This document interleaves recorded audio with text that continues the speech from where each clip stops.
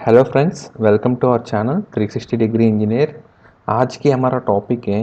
Basic principles of protection in explosive atmospheres. Part 3 का है friends. इसकी पहले हम लोग दो पार्ट बनाया था, पार्ट 1 पार्ट 2 में कुछ बेसिक प्रिंसिपल्स डिस्कस किया था।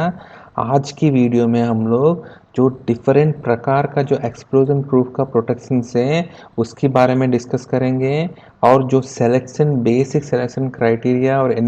कुछ फैक्टर्स के बारे में आज की वीडियो में इन डिटेल डिस्कस करेंगे फ्रेंड्स। चलो फ्रेंड्स शुरू करेंगे। तो सबसे पहले जो हमारा फंडामेंटल टाइप्स ऑफ प्रोटेक्शन है, जो हमने कोई भी एक्सप्लोजन प्रूफ प्रोटेक्शन हम लोग देते हैं जो एपरेटस का, उसका जो मेन प्रिंसिपल है फ्रेंड्स, जो हमारा फायर ट्रायंगल, जैसा हमने पार्ट 1 का वीडियो में हमने जो फायर ट्रायंगल बताया था, उसी को ही अगर हम लोग एक इक्वेशन का फॉर्म में अगर हम लोग लेकर आया तो इसका जो इक्वेशन है फ्रेंड्स यही है हमारा। सबसे पहले ये हमारा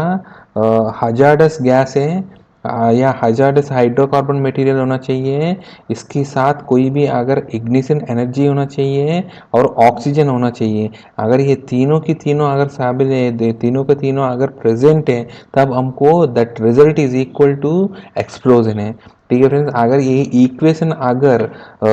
इक्वेशन अगर सेटिस्फाई होता है, अगर इसमें ये तीनों का एलिमेंट, ये तीनों की तीनों अगर सेटिस्फाई होते हैं, अगर प्रेजेंट होते हैं इस इक्वेशन में, तो इसका रिजल्ट है दैट लीड्स टू एक्सप्लोजन है फ्रेंड्स। ठीक है। तो हमारा जो बेसिक प्रिंसिपल है हमारा एक्सप्लोजन प्रूफ का प्रोटेक्शन का,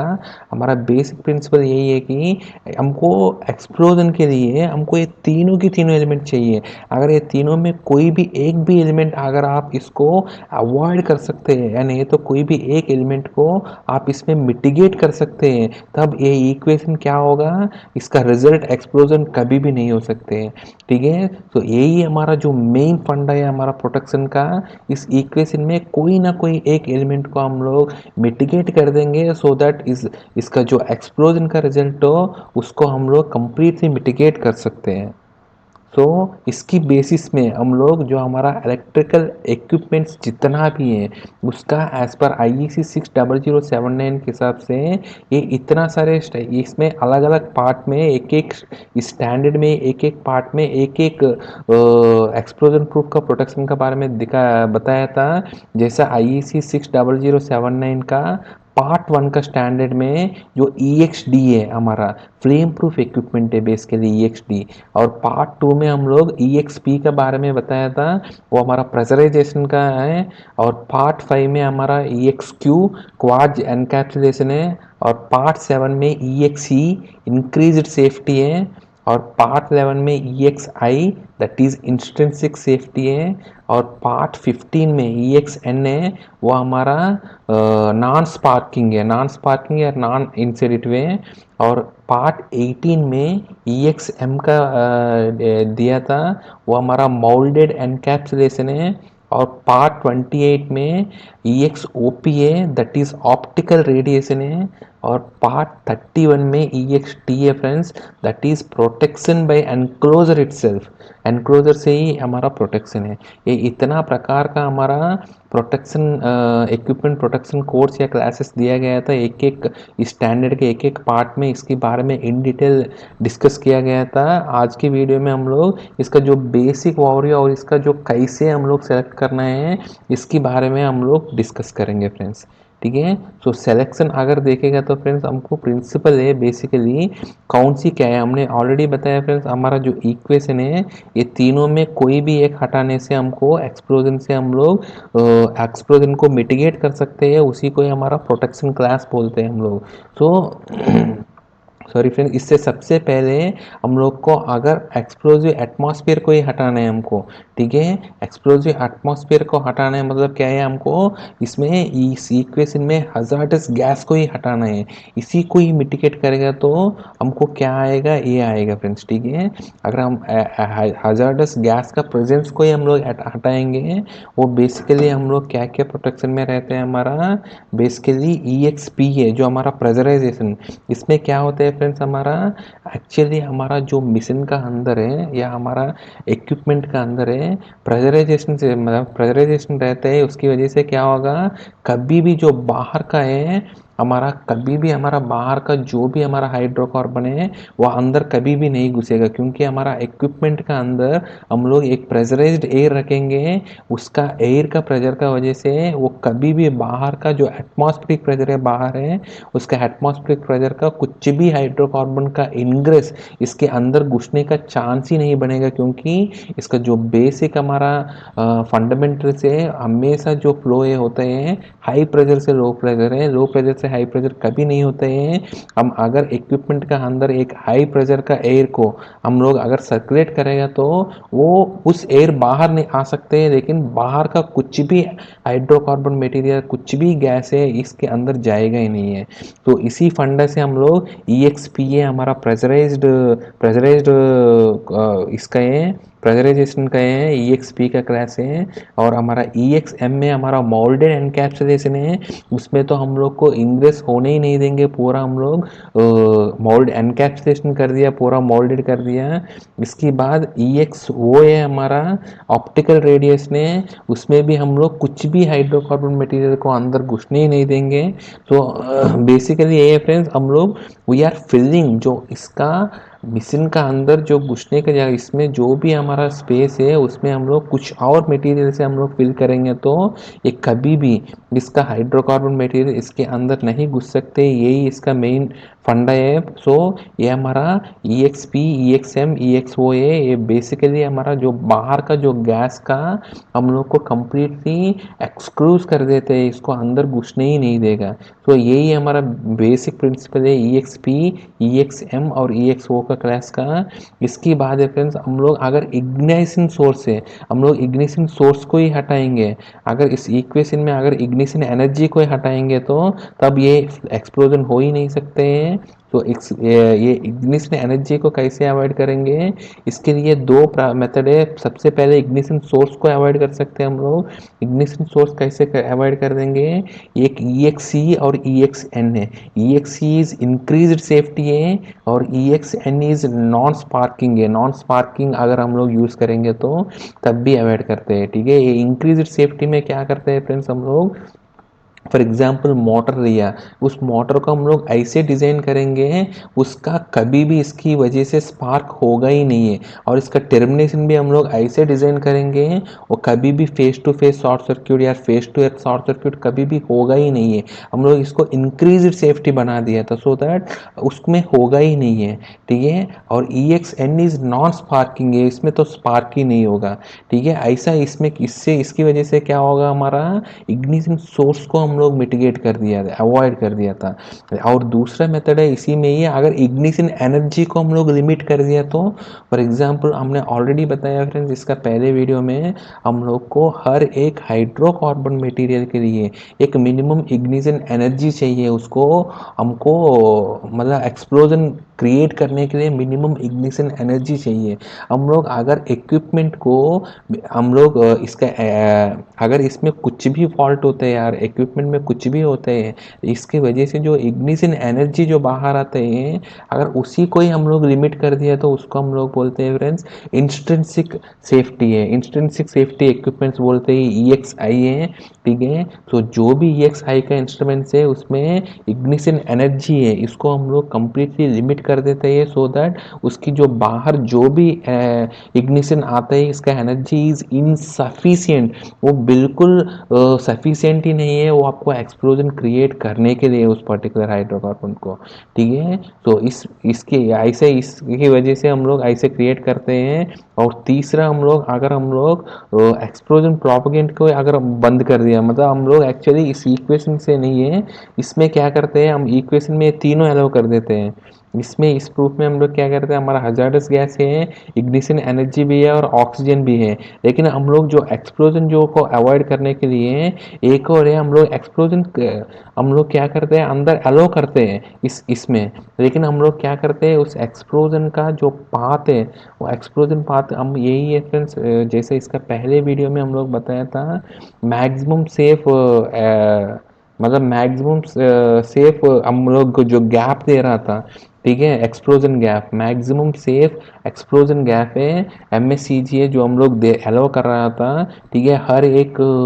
ग्रुप में इसका जो लिमिट किया था और उससे नीचे ही अगर हम लोग रखेगा तो तब क्या होगा फ्रेंड्स, हमारा एक्सप्लोजन होगा, लेकिन वो क्या होगा, इसका बाहर आने तक इसका जो इग्निशन एनर्जी इसमें रहता ही नहीं है, मतलब जो इग्निशन सोर्स बाहर प्रेजेंट ही नहीं होते हैं। ठीक है, उसको हम लोग बोलते हैं friends EXDA, that is basically flame proof है।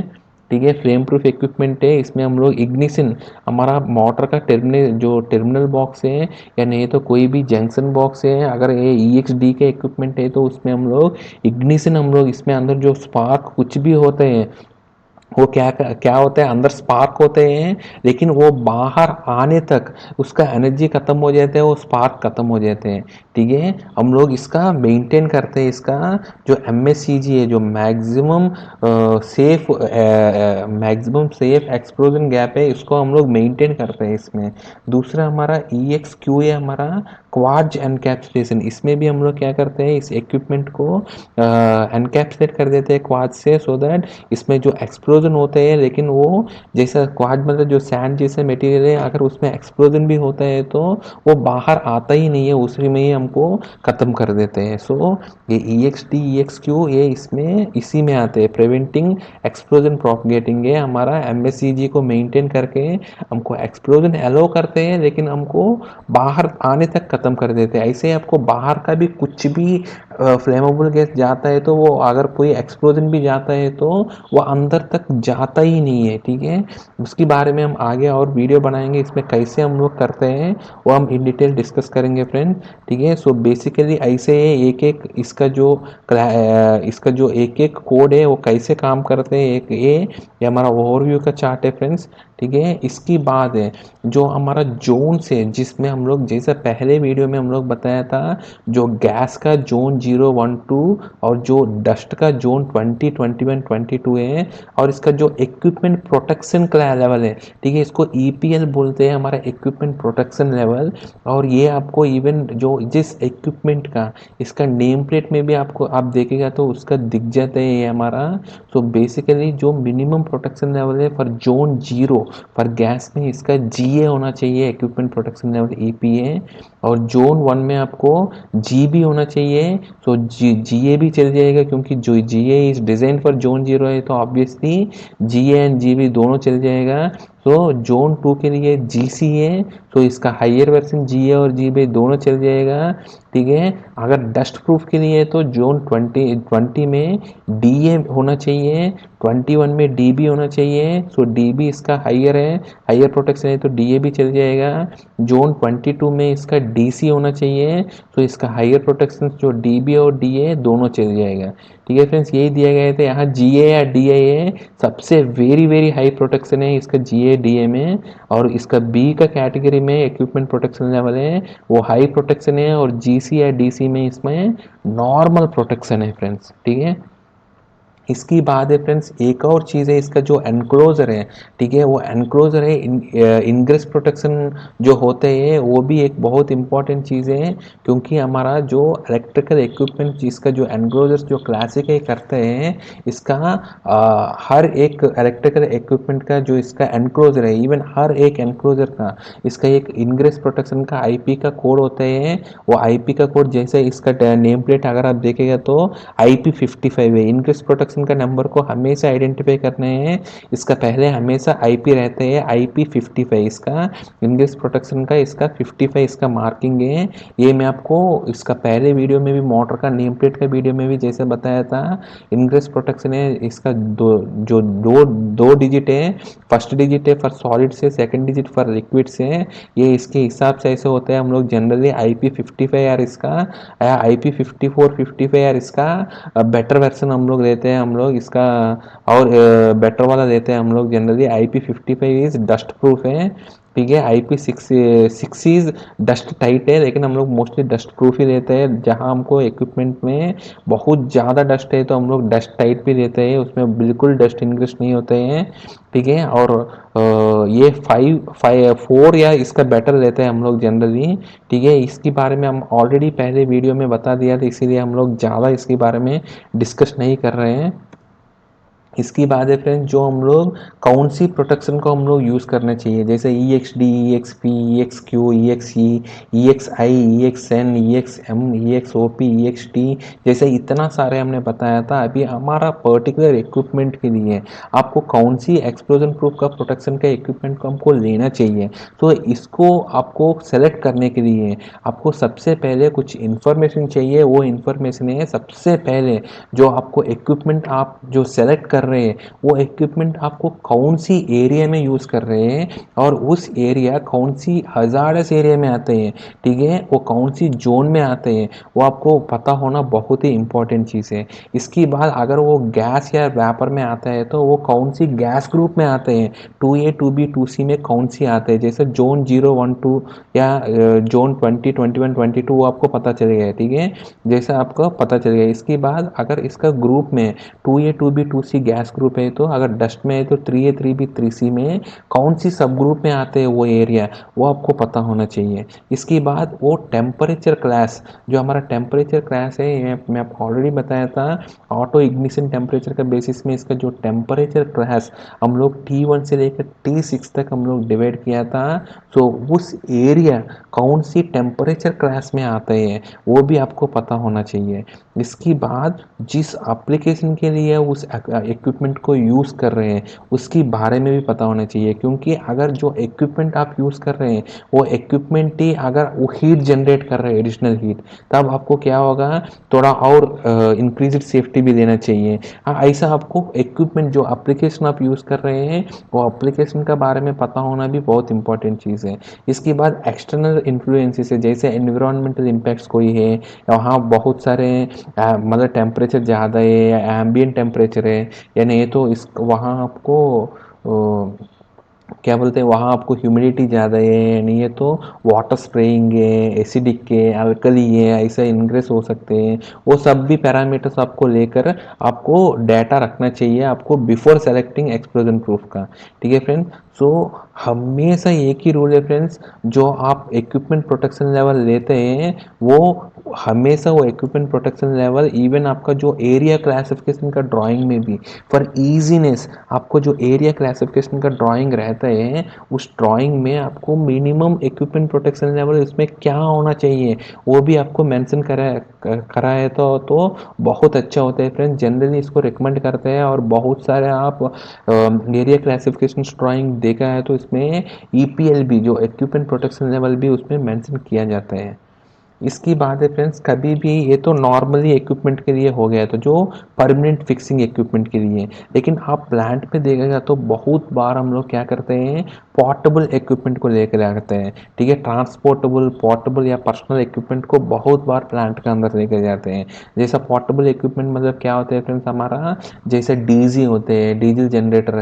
एमरजेंसी जनरेटर्स होते हैं, या नहीं तो वेल्डिंग मशीन्स होते हैं, नहीं है तो फोर्क लिफ्ट्स या नहीं है तो फोर्क ट्रक्स होते हैं, ठीक है, एयर कंप्रेसर्स होते हैं, या नहीं है तो फैंस होते हैं, ब्लोअर्स होते हैं, एग्जॉस्ट फैंस होते हैं, ठीक है, या नहीं है तो हमारा पोर्टेबल इक्विपमेंट टूल्स है जो हमारा इलेक्ट्रिकल का ड्रिलिंग मशीन, कटिंग मशीन, ठीक है, ऐसा बहुत सारे होते हैं, या नहीं तो बहुत सारे इसका टेस्ट और इंस्पेक्शन इक्विपमेंट्स होते हैं बहुत सारे, वो सबको हम लोग लेकर जाते हैं जनरली। सो अगर आप कभी भी आप हजार्डस एरिया में अगर आप इस जैसा पोर्टेबल इंस्ट्रूमेंट्स को यार इक्विपमेंट्स को अगर लेकर आ रहे हैं तो सबसे फर्स्ट रूल है फ्रेंड्स, जो इक्विपमेंट भी हमारा जो इक्विपमेंट प्रोटेक्शन लेवल है, इस इक्विपमेंट का भी इसका जो एरिया आप यूज़ कर रहे हैं उसकी अकॉर्डिंग होना चाहिए। जैसे इसका परमानेंट फिक्सचर में जो हमने बताया था, ठीक है, हमका जो equipment protection level should be वो एडिक्वेट होना चाहिए, हमारा जिस जोन के लिए अवेलेबल है उसके लिए एडिक्वेट होना चाहिए, और इसका गैस लेवल के लिए एडिक्वेट होना चाहिए, और उसका एनवायरनमेंट के हिसाब से उसका जो आईपी क्रैश है मिनिमम होना चाहिए, वो भी होना चाहिए फ्रेंड्स, ठीक है, और जो एप्लीकेशन में आप यूज़ कर रहे हैं उसके हिसाब से इसका जो टेम्परेचर क्रैश होना चाहिए वो सारे होना चाहिए, ठीक है। लेकिन इन केस ये, लेकिन वो आपको पोर्टेबल इंस्ट्रूमेंट्स में ऐसा तो बहुत बार आपको मिलता नहीं है, क्योंकि बहुत सारे एजेंसीज आपको मिलेगा वो जनरलाइज्ड पोर्टेबल इंस्ट्रूमेंट्स को लेकर आते हैं। तो अगर इन केस आपको ऐसा इक्विपमेंट प्रोटेक्शन लेवल एडिक्वेट नहीं है, अगर फिर भी आपको इमरजेंसी में कभी भी करना है तो कुछ जॉब सेफ्टी आपको करना पड़ेगा, और उसमें आपको कंटिन्यूसली उस एरिया में आपको हाइड्रोकार्बन डिटेक्टर जो होता है हमारा वो हाइड्रोकार्बन डिटेक्टर और इसका जो ऑक्सीजन लेवल आपको कंटिन्यूसली मेंटेन करना है। और उसमें आपको कभी भी है ये नीले हाइड्रोकार्बन का डिटेक्ट नीले और ऑक्सीजन लेवल 20.19% है, इससे हाइयर नहीं है, तब आप इसको अलो कर सकते हैं थोड़ा ड्यूरेशन के लिए, ठीक है। और उसमें भी आपको पूरा रिस्क असेसमेंट है, जो आपको बताया था, पूरा रिस्क असेसमेंट करना चाहिए। और उसमें आपको रेडीली कोई भी इसका फायर ट्रक है या फायर टेंडर है वहाँ रेडीली अवेलेबल होना चाहिए, कोई फायर एक्सटिंग्विश का अवेलेबल होना चाहिए, ठीक है। आपको वहाँ कुछ भी हाइड्रोकार्बन डिटेक्टर जो परमानेंट हाइड्रोकार्बन डिटेक्टर्स हैं उस एरिया में वो सब हेल्दी होना चाहिए। और इसकी बाद आपको कंटिन्यूसली साइड पे एक गैस डिटेक्टर होना चाहिए, ठीक है, वो डिटेक्टर होना चाहिए, तब आप इसको अलो कर सकते हैं। इसका एक प्रोटोकॉल बनाना चाहिए, उसमें कैसे इसमें अगर क्या क्या स्टेप्स होना चाहिए, हर स्टेप मतलब कोई भी स्टेप, हर स्टेप को रिकॉर्ड होना चाहिए, कैसे करना है उस पोर्टेबल इंस्ट्रूमेंट के साथ। अगर इन केस उसमें कुछ भी इमरजेंसी हुआ है तो उसमें कैसे हैंडल करने के लिए, उसको हैंडल करने के लिए इसका रेडीली आपको फायर टेंडर या नहीं है तो कोई भी इमरजेंसी कॉन्टैक्ट नंबर्स वो सब कुछ वहाँ रहना चाहिए, ऐसा पूरा प्रोटोकॉल रेडी होना चाहिए। कभी भी आप हजार्डस एरिया में अगर उसका करस्पॉन्डिंग इक्विपमेंट प्रोटेक्शन लेवल का नहीं है, उसका पोर्टेबल इंस्ट्रूमेंट्स को कभी भी लेकर आ रहा है तो उसका ऐसा होना चाहिए फ्रेंड्स, ठीक है। तो ऐसा इसका कोई वर्क परमिट सिस्टम भी होना चाहिए, और वो वर्क परमिट का बाद इसका क्लियरेंस होना है, उस क्लियरेंस में भी आपको हर चीज़ इसका रिकॉर्ड होना चाहिए और इसका सेफ्टी एनालिसिस होना चाहिए फ्रेंड्स, ठीक है, तब भी इसको अलाउ करना चाहिए। इसकी बात है कभी भी आप वही बताया था इसका जो ये सब लेकर आ गया था उसका है ही नहीं है, लेकिन अगर इन केस ये इक्विपमेंट प्रोटेक्शन लेवल सफिशिएंट है तब आपको क्या करना पड़ेगा फ्रेंड्स, जैसे ये इक्विपमेंट प्रोटेक्शन लेवल है, ये पोर्टेबल इंस्ट्रूमेंट का भी अगर ये परमानेंट इक्विपमेंट जैसे इसका जोन सफिशिएंट है, इसका जोन एलिजिबल है, और इसका गैस ग्रुप एलिजिबल है, इसका टेम्परेचर क्लास सफिशिएंट है, मतलब इसका equipment protection level is adequate है, तब आपको इसका जो कनेक्शन से, जैसा आप कोई इलेक्ट्रिकल ड्रिलिंग मशीन लेकर आ रहे हैं, वो already to be a to a का है और इसका जोन भी वही है, तब आपको क्या करना पड़ेगा फ्रेंड्स, इसके साथ जो कनेक्शन करेगा, इसका जो केबल है, इसका जो ग्लैंड है, इसका पावर सप्लाई का, इसको जो जहाँ से लेते हैं जो पीडीबी है, वो सारे के सारे, जैसे फॉर एग्जांपल है फ्रेंड, एक फॉर एग्जांपल एक हाइड्रोजन कंप्रेसर का पास आपको एक छोटी सी आपको ड्रिलिंग करना है, ड्रिलिंग भी नहीं है फ्रेंड्स, एक छोटी सी फॉर एग्जांपल एक डिटेक्टर का पास आप एक लाइटिंग देना है फ्रेंड्स, ठीक है, एक टेम्परेरी लाइटिंग देना है वहाँ काम करने के लिए, नहीं है तो रीडिंग नोट करने के लिए, तब आप जो लाइटिंग लेकर आया वो भी आपको फ्लेम प्रूफ इक्विपमेंट होना चाहिए, और इसका लाइटिंग का जो केबल होगा वो भी फ्लेम प्रूफ होना चाहिए। फ्लेम प्रूफ मतलब क्या है फ्रेंड्स, जो केबल फ्लेम प्रूफ मतलब क्या है, केबल है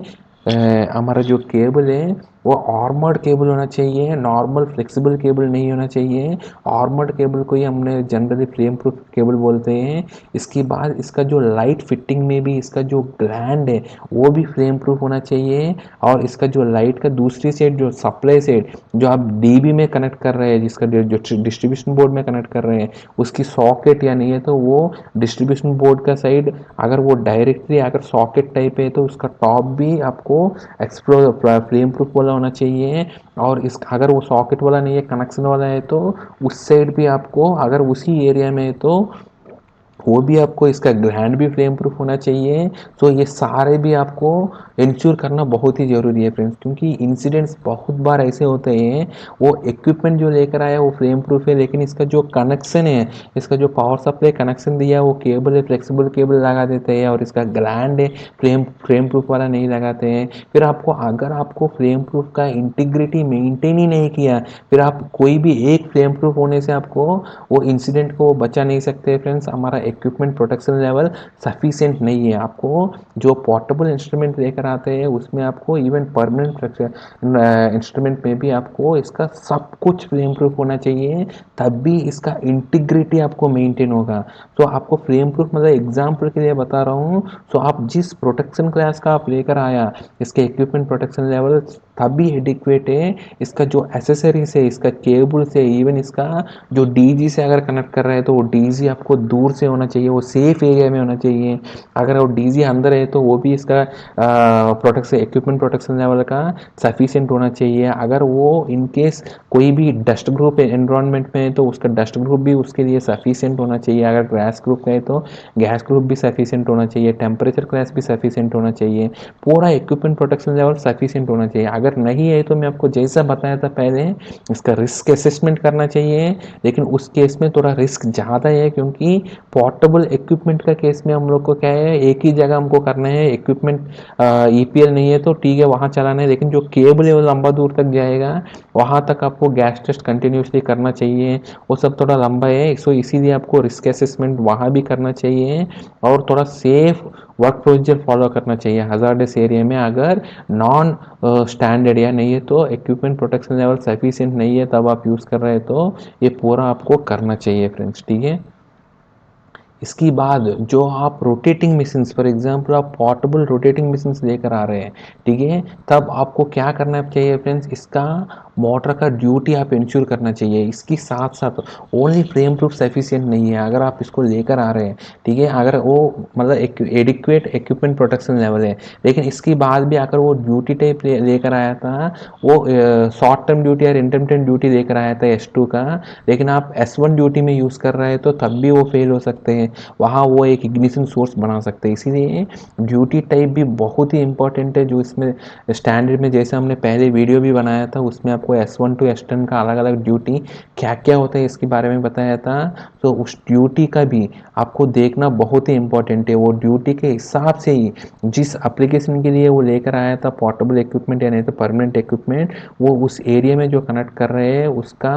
जो एप्लीकेशन के हिसाब से इसका ड्यूटी भी वही होना चाहिए। इसके बाद जो सप्लाई वोल्टेज और फ्रीक्वेंसी है और इसका रेंज भी सही होना चाहिए। अगर कोई भी एलटी मोटर को लेकर आया था लेकिन आपको एचटी सप्लाई कनेक्ट कर दिया, इसको चालू कर दिया, तो वो ऑब्वियसली वो एक इग्निशन सोर्स बन सकते हैं, वहाँ फेल हो सकते हैं, वहाँ एक इंसिडेंट क्रिएट कर सकते हैं, वो एक्सप्लोजन क्रिएट कर सकते हैं। इसीलिए इसका जो सप्लाई वोल्टेज और इसका फ्रीक्वेंसी भी सही होना चाहिए, इसमें जो लिखा था उसके हिसाब से होना चाहिए। बहुत बार क्या होते हैं, कुछ इंस्ट्रूमेंट से बहुत सिंगल फेज के इंस्ट्रूमेंट्स होते हैं, हम लोग 415 volt line to line connect कर देते हैं, उसमें भी वो एक एक्सप्लोजन क्रिएट कर सकते हैं, ठीक है। इसीलिए इसका सप्लाई वोल्टेज और फ्रीक्वेंसी आप जरूर देख रहे हैं। और फ्रीक्वेंसी भी कुछ अगर वो इम्पोर्टेड इंस्ट्रूमेंट्स कुछ लेकर आ रहे हैं, इसका फ्रीक्वेंसी 60 हेज हम लोग 50 हेज से यूज़ कर रहे हैं, नहीं तो 60 हेज को यूज़ कर रहे हैं, और 110 वोल्ट 60 हेज का जगह आप 230 वोल्ट 50 हेज कनेक्ट कर दिया है, तब भी आपको एक ये इक्विपमेंट प्रोटेक्शन लेवल एडिक्वेट है फिर भी वो फेल हो सकते हैं,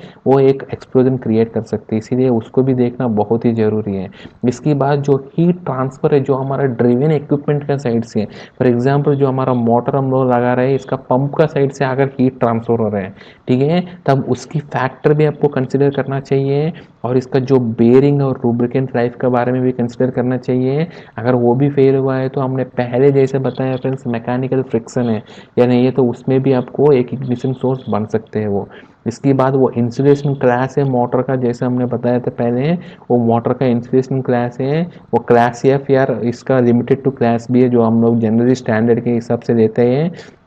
वो आपको सफिशिएंट होना चाहिए फ्रेंड्स, ठीक है। इसके बाद ये सब हो गया, इसके बाद अगर मोटर है तो इसका मोटर का इसका फाउंडेशन बोल्ट से, ठीक है, वो सही होना चाहिए, सो दैट मोटर का वाइब्रेशन की वजह से इसका मोटर में जो टर्मिनल बॉक्स में हम लोग केबल कनेक्ट किया था वो लूज हो सकते हैं, उसकी वजह से इसका जो फ्लेम प्रूफ का जो इंटीग्रिटी है वो लूज हो सकते हैं, ठीक है। इसकी वजह से इवन वो इक्विपमेंट है मोटर हमने लिया था वो फ्लेम प्रूफ है, इसका टर्मिनल बॉक्स फ्लेम प्रूफ है, इसका ग्लैंड फ्लेम प्रूफ है, इसका केबल फ्लेम प्रूफ है, फिर भी हम अगर मोटर में वाइब्रेशन है तब वो मोटर का वाइब्रेशन की वजह से क्या हो सकते हैं, एक ग्लैंड लूज हो सकते हैं, इसका इंटीग्रिटी इसको लूज हो सकते हैं, ठीक है। इसीलिए फ्लेम प्रूफ इंटीग्रिटी बहुत ही इंपॉर्टेंट है जो केबल के एंट्री का जगह, जहाँ मोटर में वाइब्रेशन है तो इसका जो वाइब्रेशन पैड नीचे लगा के इसका जो भी प्रिकॉशंस लेकर करना चाहिए, ठीक है। और इसका मोटर का जितना भी हमारा जो पावर कनेक्शन का और इसका कंट्रोल कनेक्शन का इसका नट बोल्ट है एकदम रिजिड टाइट होना चाहिए, उसमें कोई भी लूजनेस है